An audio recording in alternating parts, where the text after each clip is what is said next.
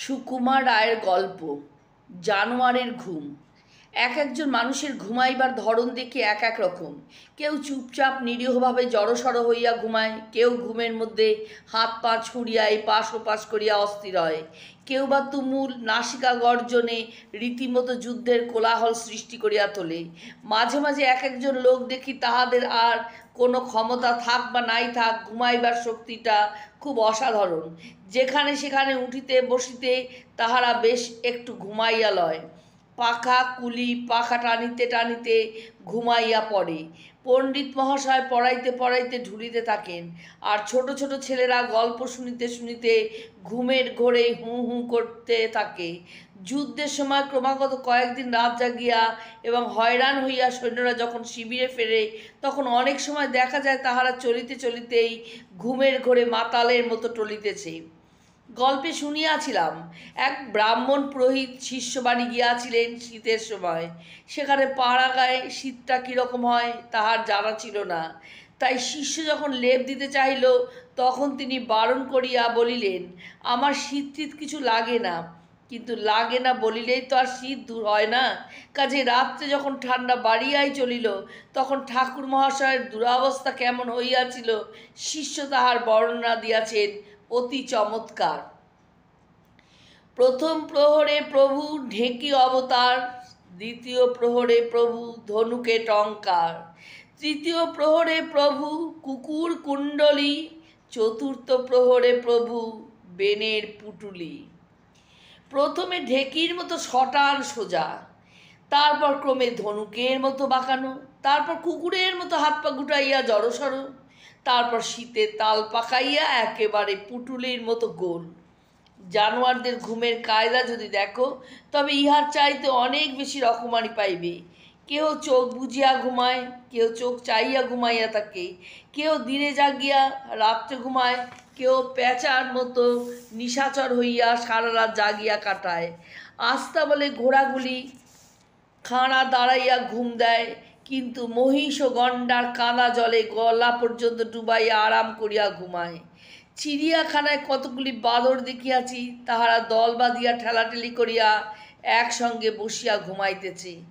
আবার কোনোটা দেখি ঠিক মানুষের মতো শুইয়া হাত পা এলাইয়া ঘুমায়। একটা ওরাং ওটাং দেখিয়াছিলাম, সে একটি দোলনার উপর পেটের ভর দিয়া হাত পা ঝুলাইয়া ঘুমাইতেছিল। ইহাতে তাহার যে কিছুমাত্র অসুবিধা হইতেছে এরূপ বোধ হইল না। অনেক জন্তুই ঘুমাইবার সময় ঠান্ডা ছায়া খোঁজে, কিন্তু নদীর ধারে কুমিরগুলি দুপুর রোদে চড়ায় পড়িয়া হাঁ করিয়া ঘুমাইয়া থাকে। আবার কত জন্তু আছে তাহারা শীতকালটা বা গ্রীষ্মের গরমটা কুম্ভকর্ণের মতো লম্বা ঘুম দিয়া কাটায়। ভল্লুক, সাপ, ব্যাঙ, গেঁড়ি প্রভৃতি কোনো জন্তু এ বিদ্যায় বেশ পাকা ওস্তাদ। পরিষ্কার দিন হইলেই কাঠবিড়ালিগুলো রোদে ছোটাছুটি করিয়া খেলা করে, কিন্তু ঠান্ডা মেঘলা দিন দেখলে তাহারা অনেকেই গাছের ফাটলে কোটরে ঢুকিয়া ঘুমাইয়া ঘুম দেয়।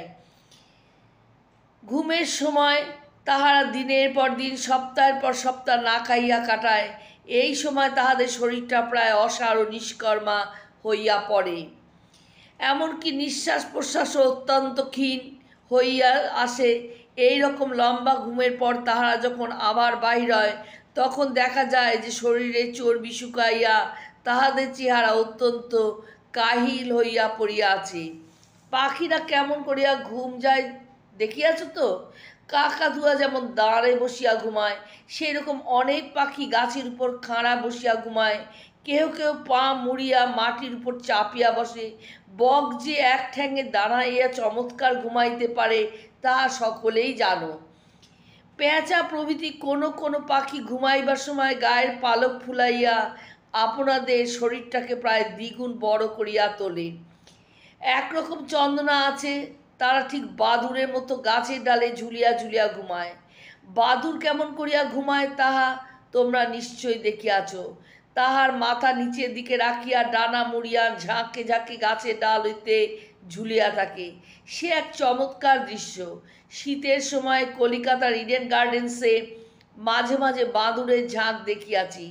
বাদুড়েরা নাকি দিনের বেলায় ঘুমায়, কিন্তু এগুলি যেরকম ক্যাট ক্যাট শব্দ আর ছটফট করিতেছিল, তাহাই যদি ঘুমের নমুনা হয়, তবে তো না জানি সে কীরকম ঘুম। ঘুমাইবার পূর্বে বাদুড়িরা যেরকম ঘটা করিয়া ঘুমের আয়োজন করে, তাহা দেখিলে বাস্তবিকই হাসিয়া পায়। লম্বকর্ণ বাদুড় বা চামচিকারা ঘুমাইবার সময় প্রথমে গাছের ডাল আঁকড়াইয়া ঝুলিয়া পড়েন, তারপর ডানা দুইটি দু চারবার ঝাড়িয়া খুব সাবধানে ভাঁজ করিয়া বন্ধ করেন, তারপর ফট করিয়া একটি প্রকাণ্ড কান মুড়িয়া যায়। খানিক বাদে সে আর একটি কানও ঠিক ওই রকম হঠাৎ ঘুটাইয়া লয়। তখন আর তাহাকে চিনিবার জো থাকে না। বাদুড়ের কথা বলিতে গিয়া আরেকটা জন্তুর কথা মনে হয়। সে আপনাকে রীতিমতো বেনের পুটুলি পাকাইয়া ঘুমায়, তখন তাহাকে দেখিলে হঠাৎ জানোয়ার বলিতে চিনিতে পারাই অসম্ভব। মনে হয় যেন একটা প্রকাণ্ড ফল বা মৌচাক ঝুলিয়া আছে। এই জন্তুর নাম কোবেগা। দেখিতে কতকটা বাদুড়ের মতো হইলেও এটি বাদুড় নয়, এবং ইহার ডানাটা বাদুড়ের ডানার মতো ছড়ানো নয়। বাদুড়ের মতো উড়িতে না পারিলে ইহারা এই ডানায় ভর করিয়া স্বচ্ছন্দে লাফ দিয়া 100-150 হাত পার হইয়া যায়। ইহাদের ছানাগুলি বাঁদরের ছানার মতো সব সময় মায়ের বুক আঁকড়াইয়া থাকে। এই রকম পুটুলি পাকাইবার অভ্যাসটা বর্মধারী বা আর্মাডিলো প্রভৃতি আরও কোনো কোনো জন্তুর দেখা যায়। মাথা ঝুলাইয়া ঘুমানো যাহাদের অভ্যাস, তাহাদের মধ্যে আরেকজনের কথা বলিয়া শেষ করি। ইহার ইংরাজি নাম স্লথ, অর্থাৎ অলস। বাস্তবিক এমন ঢিলা স্বভাবের অলস জন্তু আর বড় দেখা যায় না। গাছের ডালে ঝুলিয়া ঝুলিয়া আর অকাতরে ঘুমাইয়া ইহারা সারা বছর কাটাইয়া দেয়। চিত হইয়া মাঝে মাঝে নিচের দিকে তাকানো, মাঝে মাঝে হাত বাড়াইয়া গাছের পাতা খাওয়া, আর যখন তখন ঘাড় গুজিয়া ঘুমানো, ইহাই যেন ইহাদের কাজ।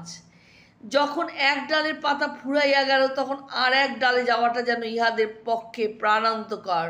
ধীরে ধীরে একটু একটু করিয়া ভুঁড়ি দোলাইয়া আস্তে আস্তে হাত পা বাড়াইয়া আধ মিনিটের কাজ আধ ঘন্টায় সারিতে না সারিতে ইহারা আবার পরিশ্রান্ত হইয়া ঘুমাইয়া পড়ে। বাস্তবিক ইহারা এমন অলস যে অনেক সময় ইহাদের মাথায় একরকম শ্যাওলা গজাইয়া সবুজ রঙের শ্যাঁতলা পড়িয়া যায়। পুরাণে বলে, বাল্মীকি, চ্যবন প্রভৃতি ঋষিরা ধ্যানে বসিলে তাদের গায়ে উয়ের ঢিপি গজাইয়াছিল।